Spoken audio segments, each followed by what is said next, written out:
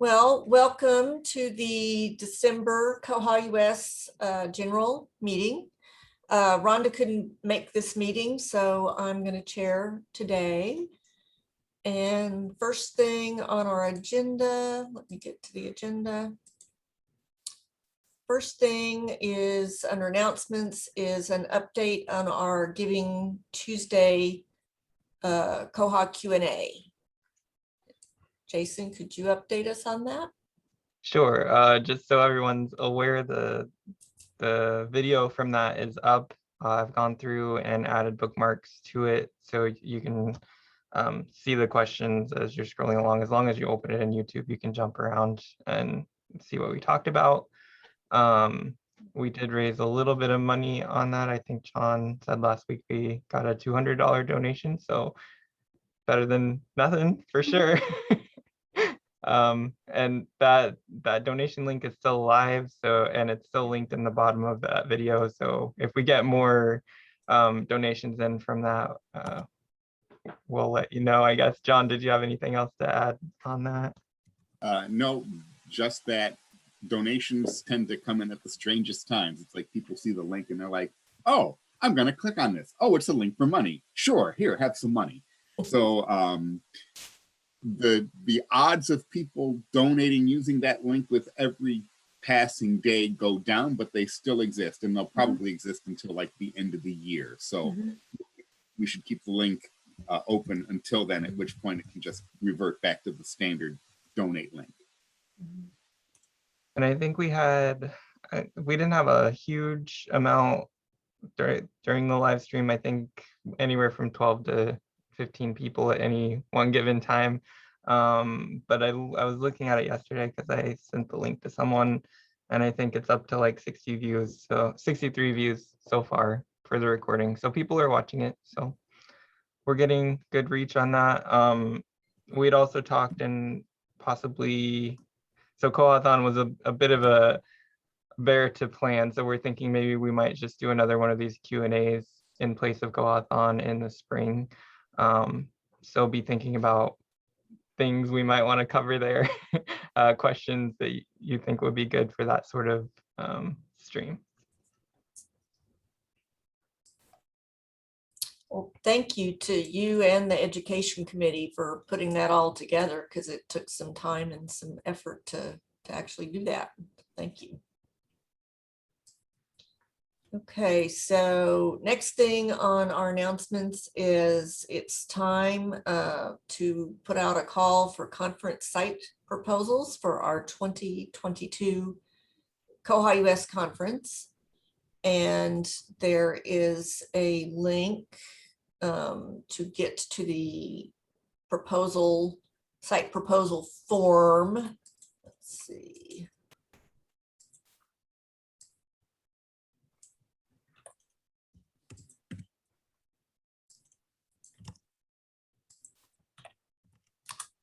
I think that's the link in the chat. And we're looking for, it'll say this on the form, but it's a 4-day dual track conference, just basically the same type of format that we've had in the past. Sometime between July and September, dates between in those months. And the proposal deadline is December 31st. We would love to come to your library, your area of the country. We've talked before about how we've been west, and it might be nice to go east. So if your library would like to host the conference, please fill out the form.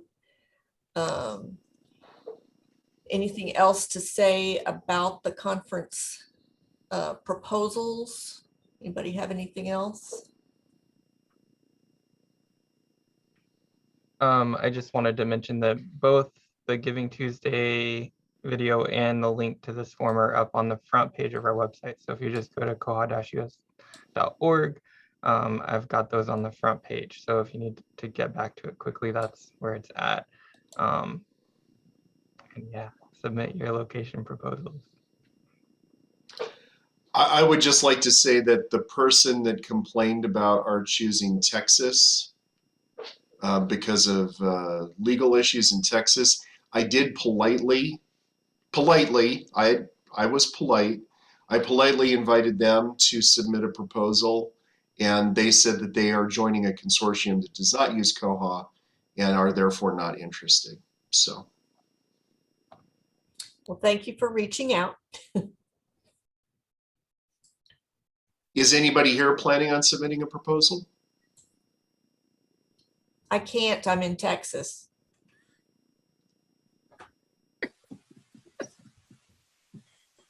Nichols is putting together a proposal for Lawrence, Kansas. It's not as far east as I would like to go. I would love if the person from New Hampshire had said, here's a proposal, because I would love to go to New Hampshire. I've never been to New Hampshire.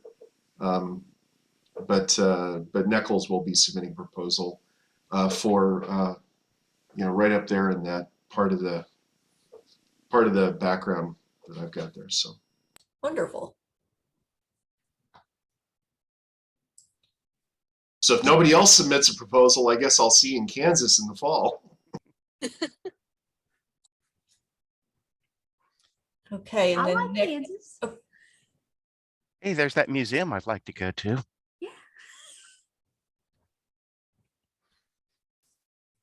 so next thing is 2022 membership. John, would you like to talk about membership? Sure. Membership for 2022 is about to be open. I think I've got all my I's dotted and my T's crossed, and I actually said that correctly for the first time instead of mixing up the crosses and the dots. Nothing looks worse than a crossed I or something. So I think I've got all the work done.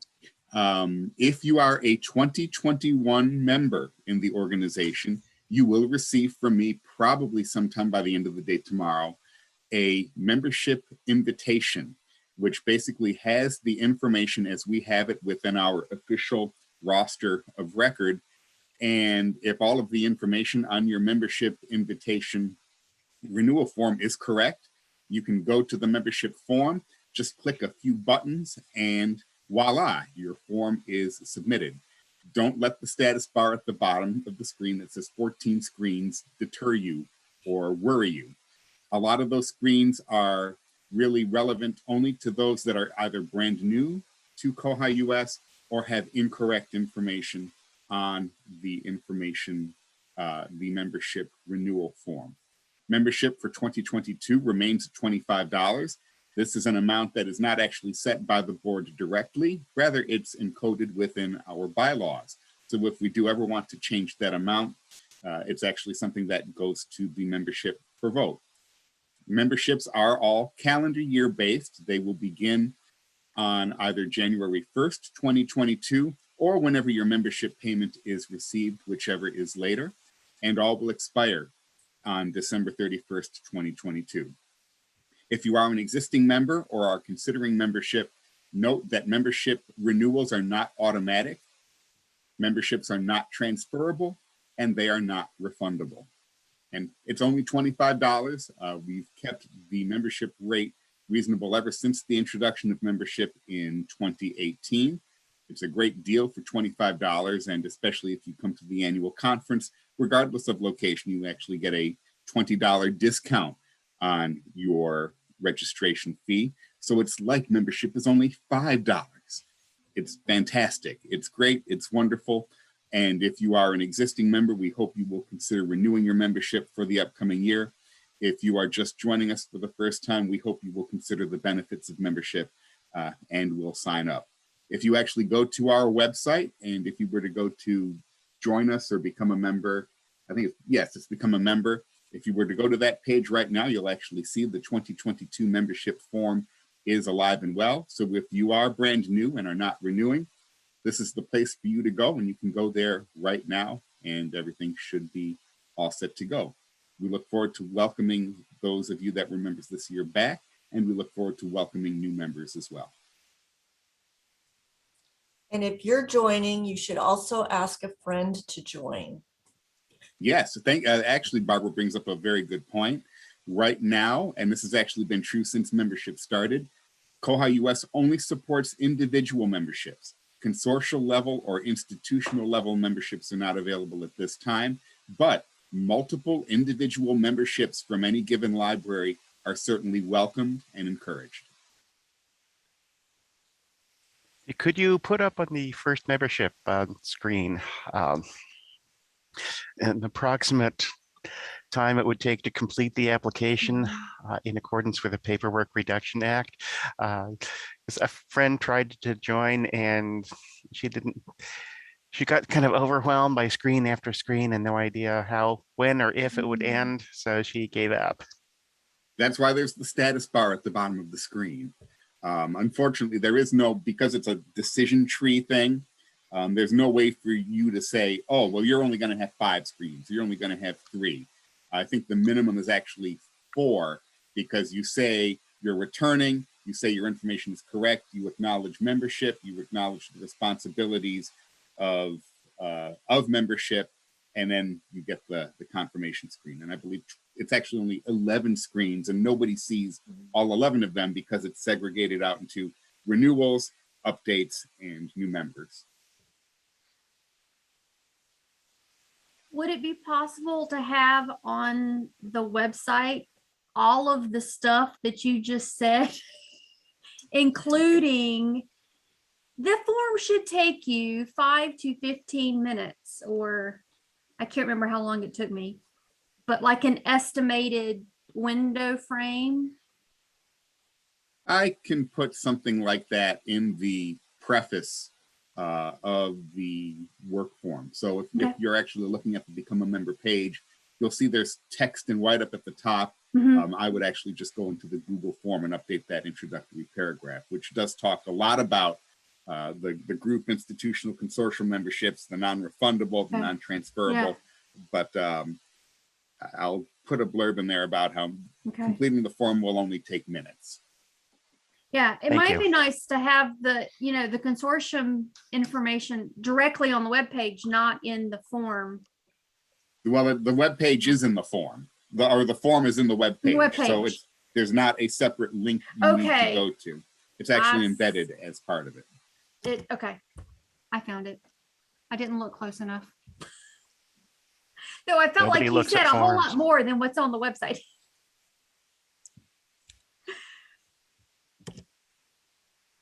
Any other questions? Thank you for your consideration of renewing or new membership in the organization. Okay, are there any other announcements from anyone?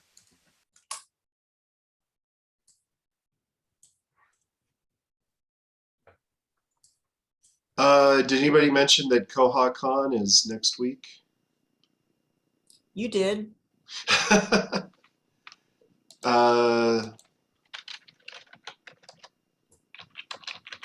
It's going to be streamed live.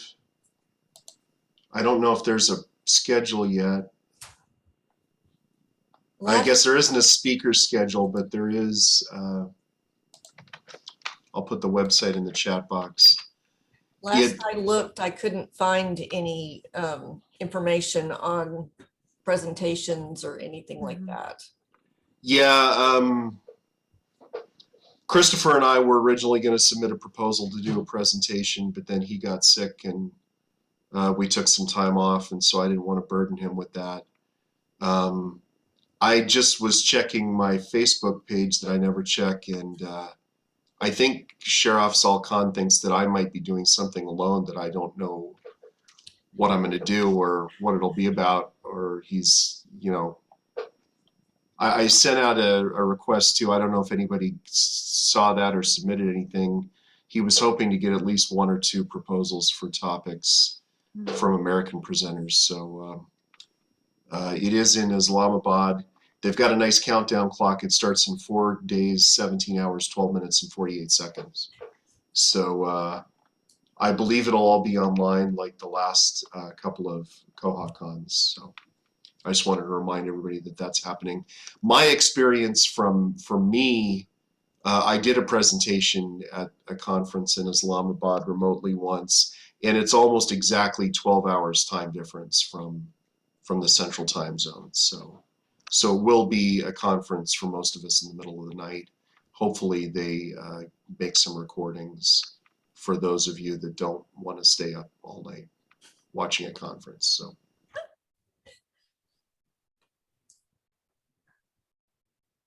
If anybody talks about authority control, that's a good sleep aid.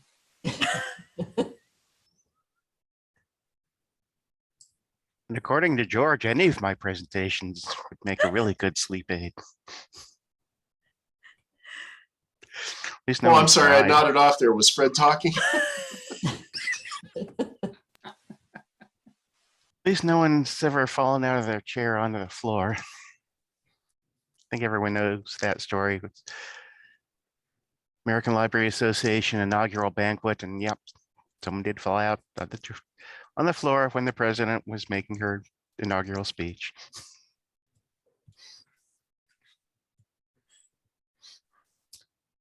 Okay, so the next thing on the agenda is officer elections.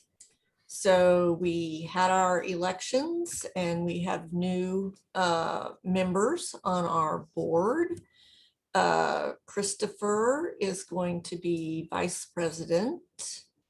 Let's see, Lauren is going to be member unsupported. And Jennifer is going to be secretary. So welcome to new board members. We had, I think there were 26. There was one last minute, so 27 votes. Okay. All for, no All abstentions, unanimous. none against. So it was all unanimous. Yeah. Stolen from me, stolen. That needs to be recorded in the minutes, right? The vote counts. And also actually, and this did take place, the announcement, because that's what I need to move forward to go to the bank. So as long as all of that's transcribed into the minutes of the meeting, we will be good from that perspective.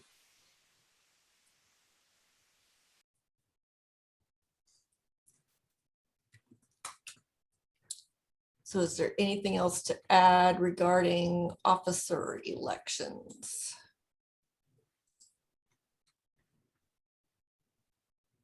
Just that I need to get together with Jennifer. I know that Barbara and Rhonda are getting together at the end of this week.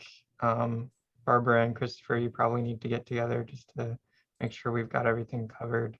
And Elaine and Lauren, if you need to get together. As far as the administrative changes, getting people logins and stuff, we need to work on that a little bit. But none of that can happen until the end of this meeting when you all officially take power. So we'll be working on that. And I'm happy to act as support if you need me to come to next month's board meeting to fill in any gaps. I'm available. So. Thank you.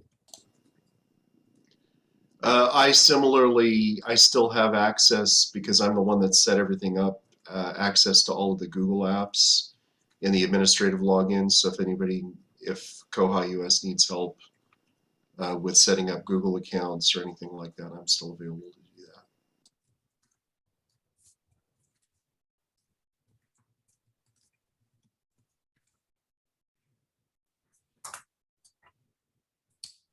Okay, so we can move into committee reports, and the first one is conference. And I'm not sure that there's much to update other than we're looking for conference sites. And we've talked about that. Anything else on the conference? We discussed last week, since Rhonda's not available, that we were gonna probably just skip this month's meeting, which usually falls after That's right. the meeting we're currently at. And I can confirm that there haven't been any proposals yet. So there really wouldn't be much to talk about today anyway. So we'll be convening in January again. I had forgotten that, so thank you for, I'd forgotten, so I wasn't going to be there. Okay, the development committee, not a big update. We met. The plan was for Owen Leonard, Ivan from Auto Parallel, and Christopher to get together on the development, and that's been delayed a little bit. So we didn't have a lot to talk about. And they're planning on setting up a time to get together. Christopher, do you know anything about that? If they contacted you at all? No, I do know that we are supposed to meet, and it was due. We are delayed because I was sick, and they have a few people that were sick as well.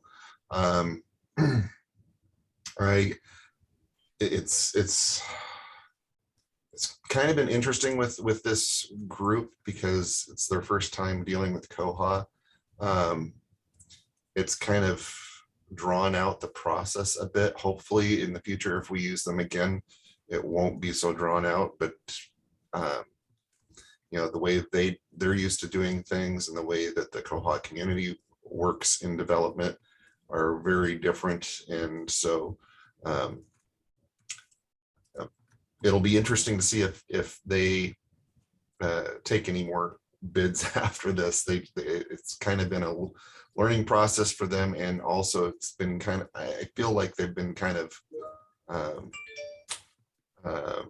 struggling with open source community development. So you know, we'll just have to see how things go in the future. But so far, I mean, they've got everything ready. They want to show show how things look. I've been a little hands off, other than the initial, you know, this is what the project entails and what we want.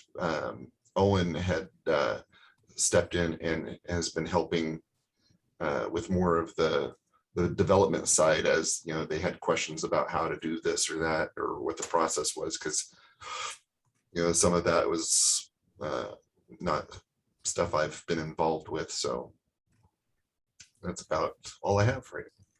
Well, I know that at one of the meetings, the previous meeting, I believe, Owen had said to Ivan from Auto Parallel that as he took a look at the code and said that they needed to squash a bunch of commits, which doesn't really mean a lot to me.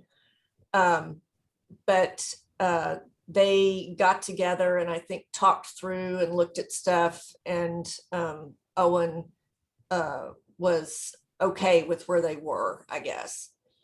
And then there was something else. I don't recall now.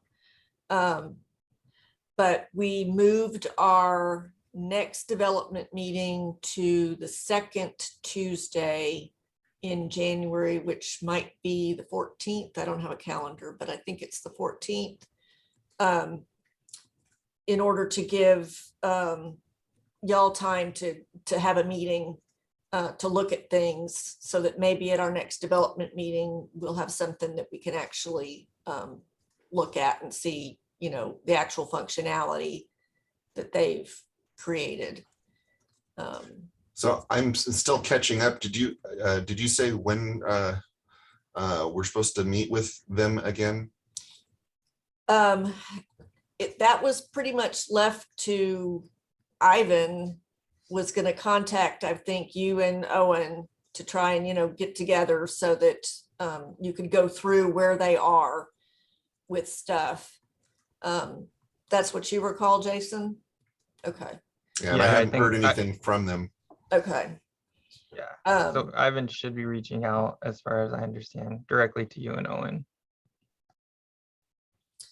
If you don't hear anything soon, maybe shoot me an email or something and I'll, ask him when they're, planning on doing that, or, where they are with that, Okay, just to make sure that doesn't fall through the cracks.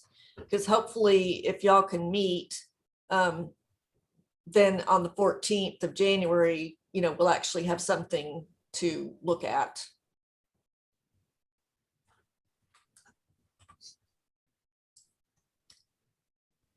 So that's pretty much where we are with development. So next is Education Committee. Whoever would like to talk about things on education, go ahead. Sure, the main focus has been Giving Tuesday, so that's done. We'll be looking towards the future now, and the future is George. I think we do have another meeting next week, and I'll get an agenda sent out to everybody for that. But I think the focus of that one is going to be primarily on the website and the resources we have, and just taking a look at what we can do moving forward. Yeah, and then George is planning on taking over in January. We are looking at the future, and the future is George. I think that ought to be up on the committee page. That'll be on the statue that they uncover, like the Ozymandias poem by Shelley. Okay, good.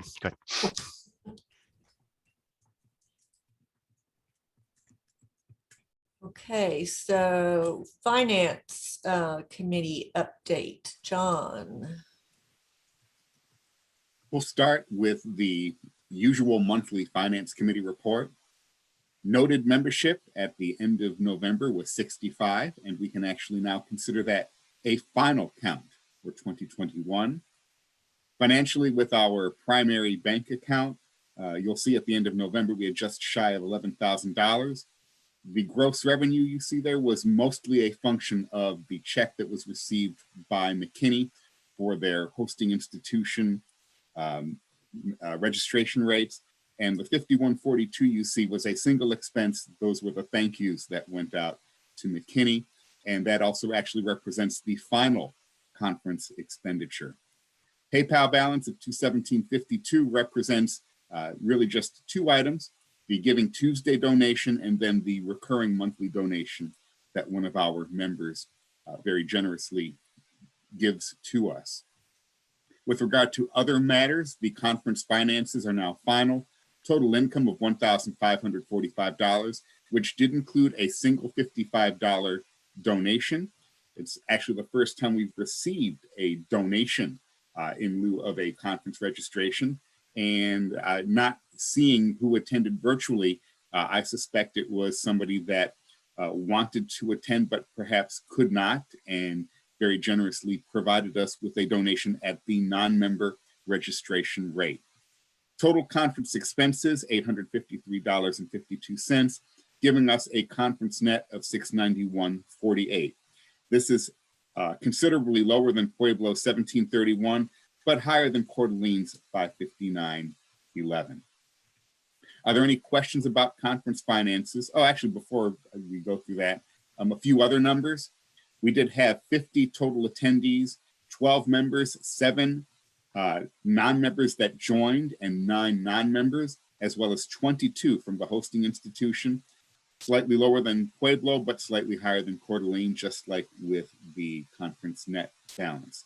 We did issue 3 refunds. Normally, refunds are not issued for registrations, but given the circumstances of the pandemic and decisions made by the board, we did generate 3 refunds due to the COVID-19 situation. Cost per attendee was up slightly to $17.07. It is my recommendation that when planning for the 2022 conference, we set the hosting institution rate up to $20. This is meant to be budget neutral, and $20 should effectively cover that, unless there is, at this point, an unknown increase in expense, like us requiring to pay for the facility or AV.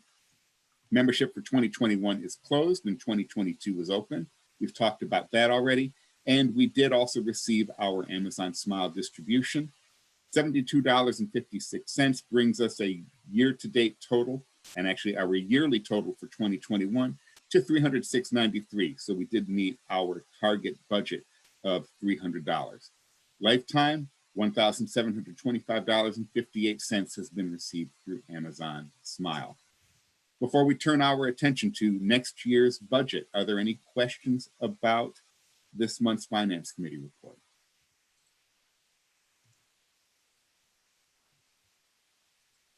Okay. No questions. Let's turn our attention now to the budget for next year. This is our 5th budget. I've had the pleasure of crafting all of them. This is, technically it's called a membership year budget. The budgets line up with membership activity, and the numbers you see are going to just be slightly different from the calendar year numbers that are reported to various agencies, like the state of Kansas if requested, as well as the Internal Revenue Service. Overall, there's really no change between last year's budget and this year's budget, excluding the $1,200 being taken from the discretionary funds in support of ALA exhibition space. Our budget for next year was $4,725, which is equivalent to the 2021 budget. The way that amount is constructed is slightly different, though. We're expecting slightly more from membership and slightly less from conference income. The other budgeted income amounts all remain the same. Highlights from income for the budget includes an anticipated membership of 75, most of those coming from renewals or new full-year memberships, and 20 coming from half-year members, most of those expected to come in conjunction with the annual conference. And membership rates, as noted before, remain unchanged because those are set by the bylaws and not by any other mechanism. Conference income represents a total estimated number of attendees at 60. This seems to be a good estimate based on what we know at this time. 30 members, 10 non-members, and 20 from the hosting institution. This would be the second time that we would be using the triple tiered pricing structure of member, non-member, and hosting institution. Income streams like from Network for Good or Threadless are considered extraneous income activity, and there is no activity specifically earmarked as coming from those sources. And to address the matter of the discretionary funds, keep in mind that the $1,200 is not coming directly from the discretionary funds per se. Rather, when ALA 2021 was canceled, we received a refund of the $1,200 that had been paid for exhibit space. This refund, having come from the previous year's budget, was put aside in the discretionary funds and noted by the board as something that would be put into the 2022 budget for the purposes of pursuing exhibition space at ALA 2022, assuming that it happens. And I say assuming that it happens because at this point in time, even as a vendor that has registered for 2 different exhibition hall spaces, I've not received any notification yet from ALA that they are opening or have opened the exhibition hall application process for the upcoming annual conference, which is now only 7 months away.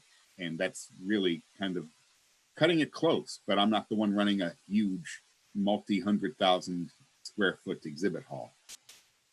Turning our attention to expenses, most of the expenses are budgeted to be the same from year to year.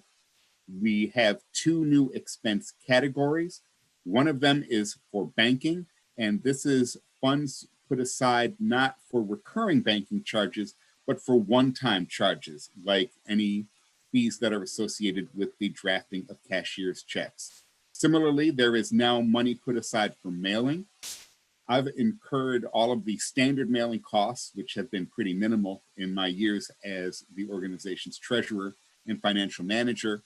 The amount for mailing is meant to cover things like priority mail, which was required in the case of Auto Parallel Technologies for the return of the signed contract, as well as the cashier's check. There was also an increase in fundraising for the possible 2-year renewal of philanthropy.com, which does also include grant station access. Per usual, 10% of the organization's income will be set aside for cash reserves. Considering cash reserves and all anticipated expenses, it is expected that we will be able to put just shy of $1,450 into the discretionary funds based on this budget.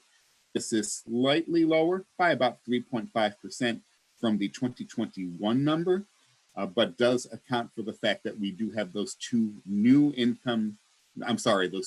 expense categories, as well as an adjustment to fundraising for $300 for the year. That's a good overview of the budget. You've got more information in the attachment that Jason put within the agenda. Are there any questions about next year's budget proposal at this time?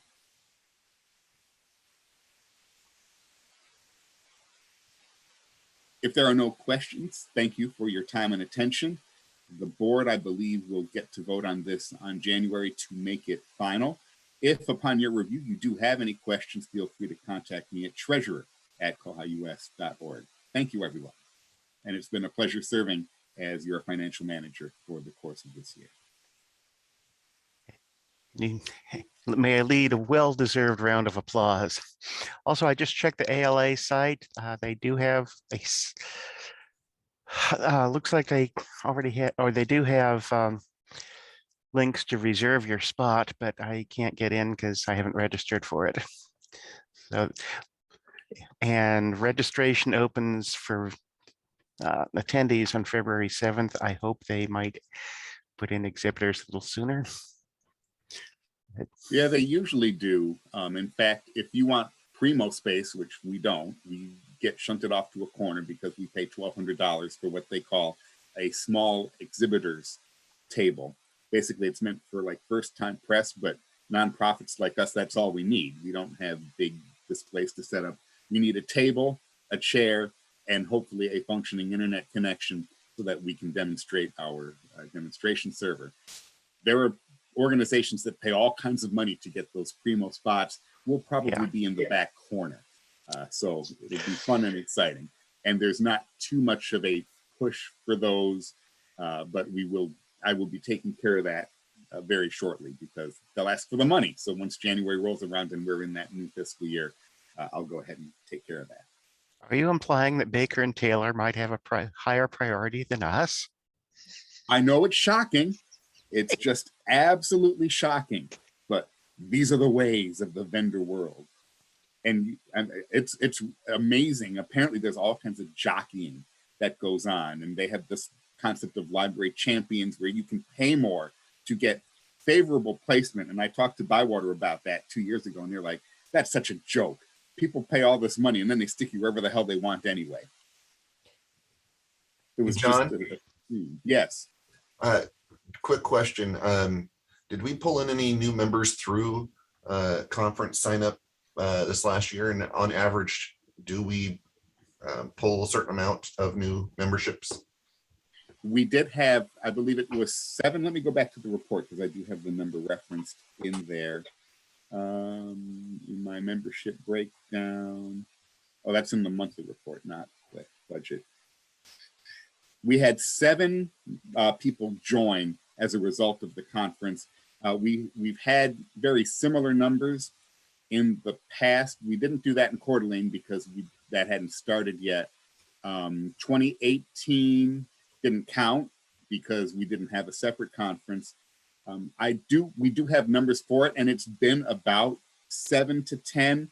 It's not been a huge number, but we've always been glad to be able to offer the option saying, hey, look, you actually get a discount immediately by joining. And that, I think, has been one of the deciding factors in having people join at that point in time if they were not familiar with the organization before.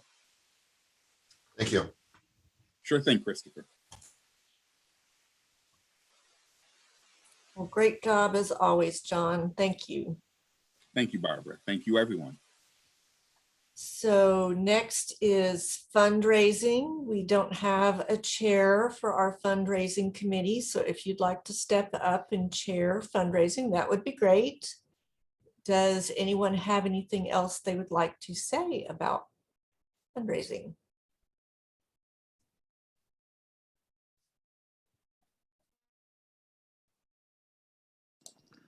I guess the question I have is, since this committee hasn't met in such a long time, and nobody really seems to be interested in it, do we still need it?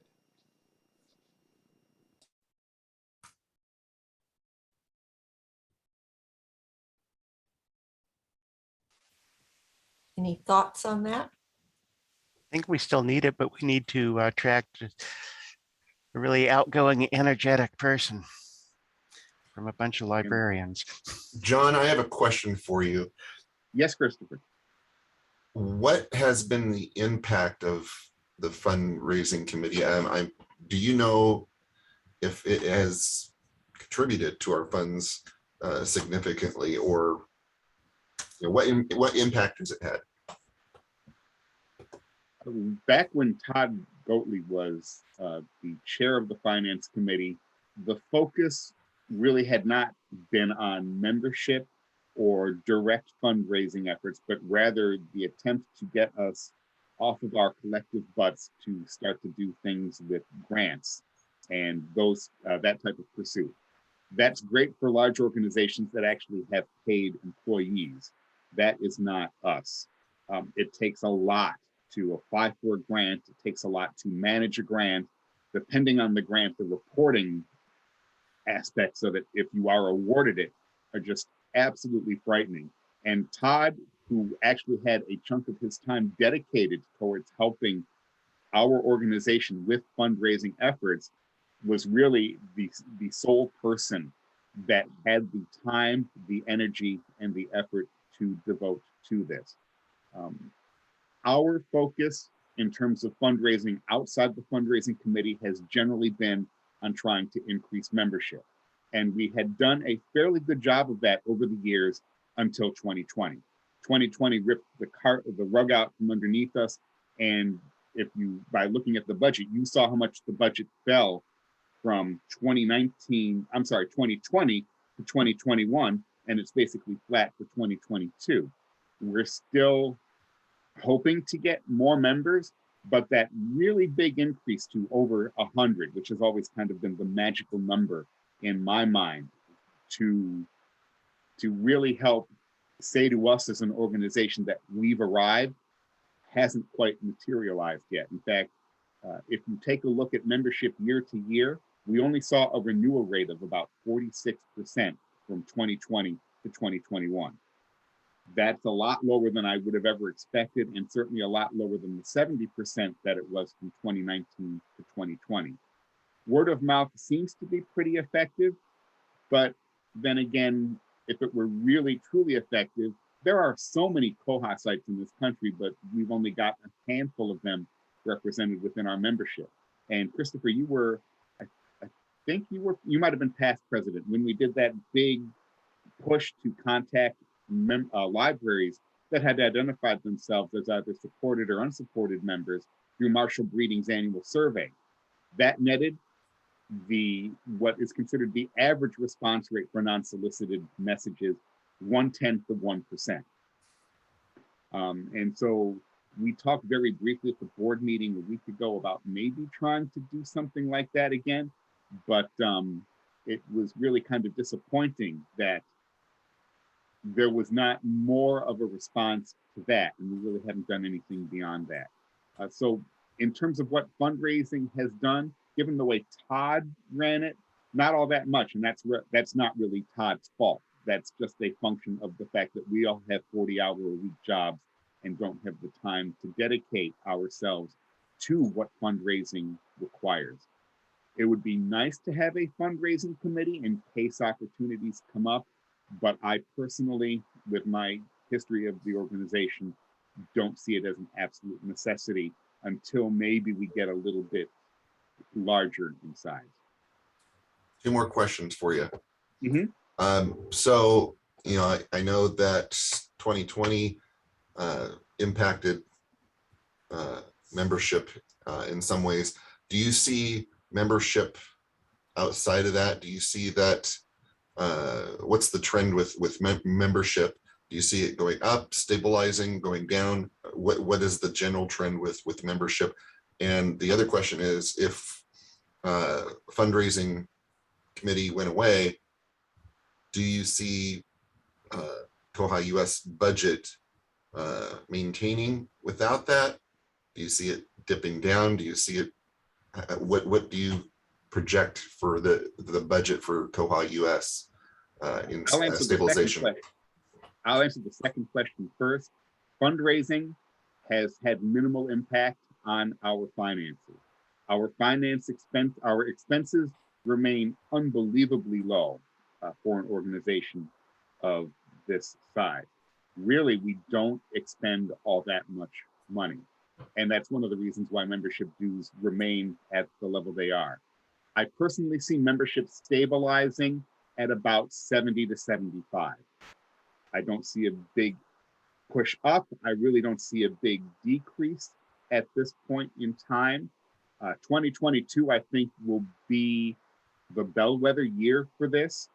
We'll have to see where we are a year from now. We'll have to see where we are in terms of renewals, in terms of new members. These are all statistics that I keep and that are reported as part of the annual report that I'll be releasing in February once the books are closed.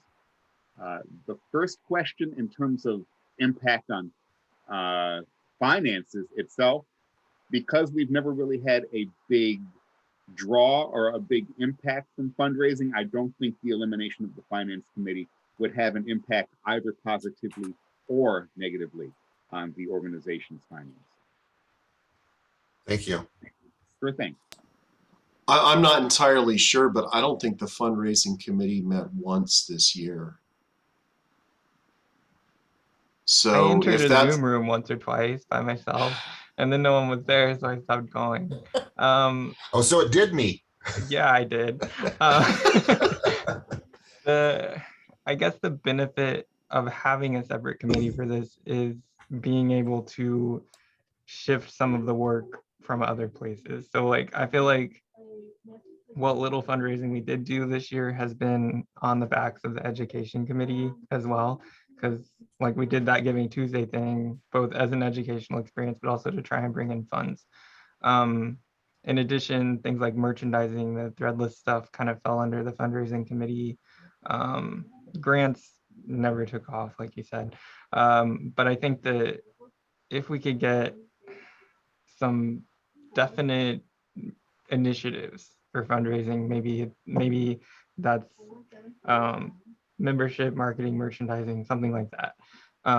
Then we could kind of direct that and get people more interested, because I feel like working on grants was nebulous and people weren't really into it. But if there's something that we can dig our teeth into and focus on, that might revive it a little bit and get people more willing to help out. So maybe it's not strictly fundraising anymore. Maybe it's something else that helps move the organization forward that also draws in money. I don't know. Maybe change it up and I don't know, make it like membership and marketing committee or something instead of fundraising, which is very daunting to me, you know, to be doing fundraising. Maybe we need to think about, you know, what we really need and calling it something that may be attractive to someone to step up into that role. that's exactly what I was just about to say, is rebrand it to the Fiduciary Improvement Committee, or find some way to call it something else and see if that makes a difference. So Could it be membership development?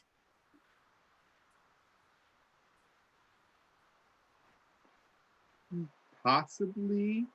The naming of that without an "and" in there makes, at least in my interpretation of that title, an onus strictly on broadening membership and developing membership and building our membership base.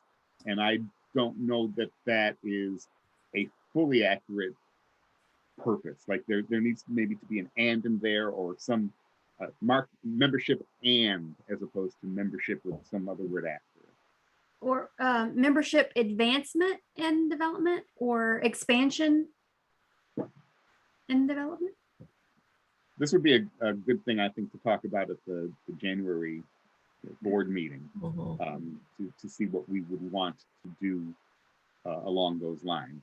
It's, as somebody that is now running a nonprofit as its executive director, it's endless. You always have to be looking for organizations, for people. And most of what I do in my pursuit of new members ends up running into dead end, because I'm running an organization that's been around for 35 years. People know we're here. They're either going to want to be members or they're not going to want to be members. And it's literally like a whole full-time job on top of all the other stuff that I end up doing. And it's a very intensive process. It's an always on process. And Todd was really good at always being on. And any of you that have dealt with Todd know that he was perfect for that. And it's great to have when you have it, and we don't have the resources for it. But that's not to say that it can't be morphed into something else.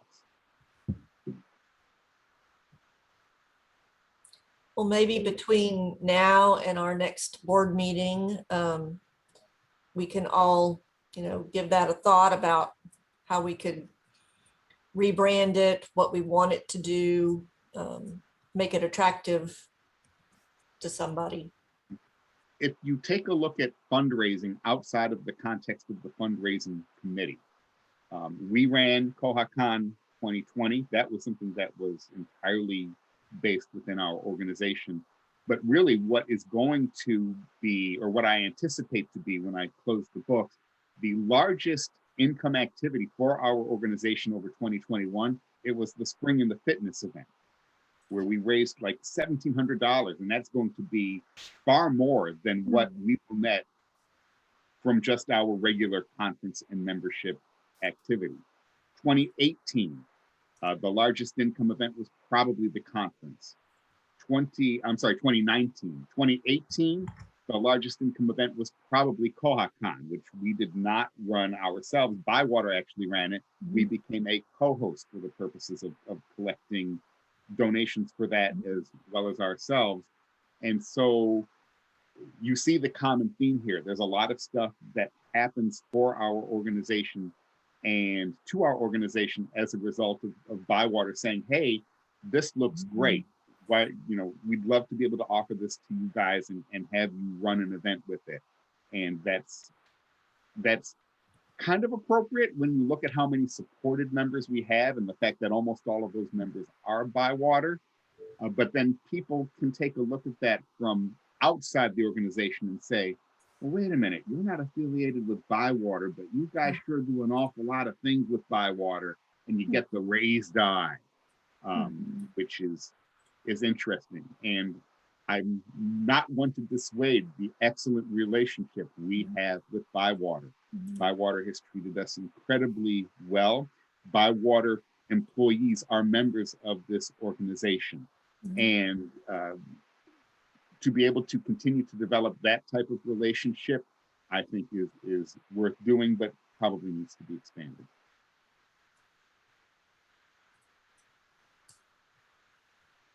That's why I said most, Fred. Have we ever sent out a email to Bywater and Equinox libraries to say, hey, do you know about Koha US? We're a place you can get education resources. We're a place we have special groups. Would you be interested in becoming a member? And Yes, It is we n- actually, John and I, a couple years, 2 Mhm. years ago, John, I think, or was that just early 2020 when we sent out that email to all those, or was it me and Todd that did that? All those all the Koha libraries in the US that we could That find. was the Marshall Breeding thing that I Yeah. referenced a while ago, where we sent out about 780 messages. Okay. That was not generation from Bywater. That was generation from the Marshall Breeding Survey. Mhm. It's my understanding that when people sign up with Bywater, Bywater makes them aware of our organization. But there's a lot of things that happen when you I know. sign up with anybody. Yeah, And it's well, probably just one It's thing that- overwhelming. And I Um, think we usually send a member notice at least when membership opens to the Bywater Partners list. If And not, we should Bywater, be. in terms of our social media presences, like in Facebook and that, whenever I post anything, and then Jason is usually, I think, the other one that posts more now, especially now that you're off of the board, Lizette. Whenever Bywater sees something, they share it and they promote it on their page. So they do a lot of things indirectly to try to drive membership our way, both in their mentioning of us to new customers, as well as the way they interact with our various presences. Yeah, and sometimes even if we haven't posted anything, if something's happening, sometimes Bywater will post about it and tag us in it. Yep, So they're like really good about that. they're really good about that. And that's been true since before Todd became integral and has continued on afterwards as well. And I really don't see that changing. Jessie Zyro is really one of the key linchpins there. She actually, surprisingly, I don't think she renewed her membership for 2021, but she's always been one of the people at Bywater that has been the most active in our organization. What about with Equinox? Equinox has come to a conference or two. They've sent one or two people. I think they were supposed to come this year, but then they didn't. They might have been one of the COVID cancellations, or they were planning on coming and then decided not to. But we've not really done anything expressly with Equinox. Somebody that's been around as long as I am can confirm or correct me on that. Okay. Yeah, I mean, they've participated in our conferences before. More recently, they've submitted proposals and presented. I know that they did in the Kenny and the year before they had a couple, but they haven't been as ingrained as Bywater has with us. And I think that's partially due to the magnitude of customers. I mean, they have a lot less customers, but they have a whole different business model than Bywater does. So, but it would be nice to have more people engaged outside of just Bywater, for sure. I will also mention that we do send out our meeting announcements to the Bywater partners list. So people are hearing from us every month, but they may be tuning that out at this point. So that might be something to address in the coming year. Since there's a new secretary, they're hearing it from somebody different. Maybe you guys can come up with a better or different way more dynamic way to make our presence known monthly and what we have to offer. People have just gotten so tired of you, Jason. That's true. People don't read my emails. I have like empirical evidence. No, I appreciate everything that you've done. Well, we're at the hour mark. Is there anything else we would like to talk about? I'm just going to pop a bug in the chat. If you have Library of Congress call numbers and notice that they're still not searching correctly, you might want to take a look at that and give it a little attention. And you're running Elasticsearch.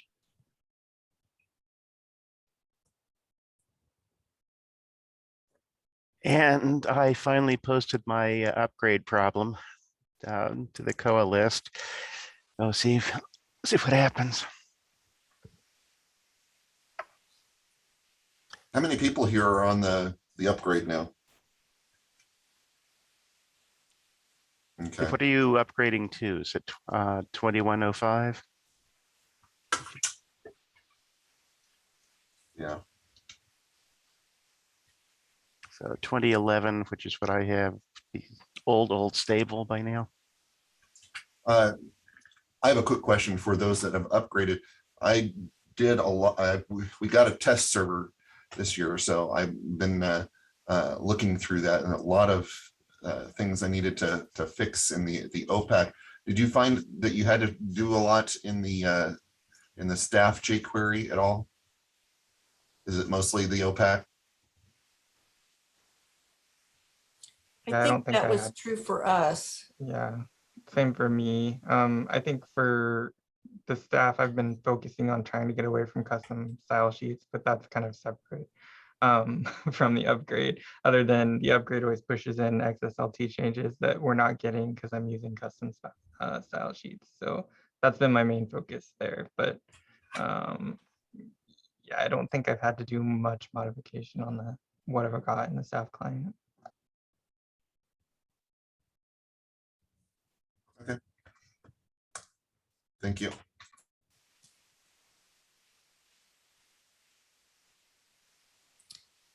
Well, I'll push. Oh, I'm sorry. oh, no, go You were ahead. about to end the meeting, and I was going to say I'll throw out one more bug issue. Go right ahead. This isn't a bug yet, but I asked Bywater to come up with a price for a development. My idea was there are certain things that it would be convenient for me to store in a library's library record in Koha, but there just aren't enough fields. And so I proposed to Bywater, I asked them what would it take to have a system in place like patron extended attributes, to have library extended attributes. And so once I find out more about that, once I get a price from them, I might be asking around to see if anybody wants to join in on that kind of a development. We have things like Kansas Library Express courier number. Would be nice to have a place for that in the library record, but it doesn't really, there isn't a good place to put it right now. I think I have it put in somewhere. And there are other things like director names. There are just extra fields that it would be nice to put in there, and there's no place to put them. So being able to expand the fields that are available through extended attributes like patron extended attributes, I thought would be an interesting idea. So That would be helpful. I don't know if this would affect anybody else, but it would also be helpful if some of the fields I could make where only the staff interface sees, and some of it goes out to the OPAC. Because there's a lot of information I can't store in Koha because it's not for the world at large. It's just for internal staff. Well, bring that to the cataloging group, Lauren, because I Okay. think there's some things we can do with your Okay. frameworks if you're talking about your MARC records. It's the library information. Oh, The MARC records I know how to do.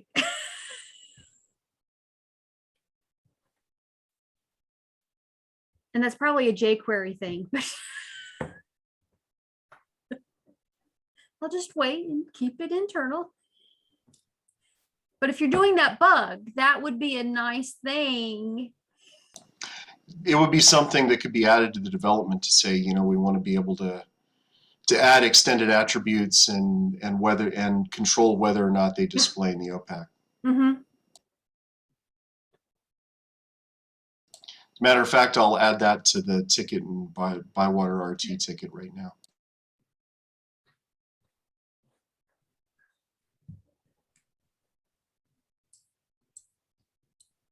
Okay, unless there's anything else,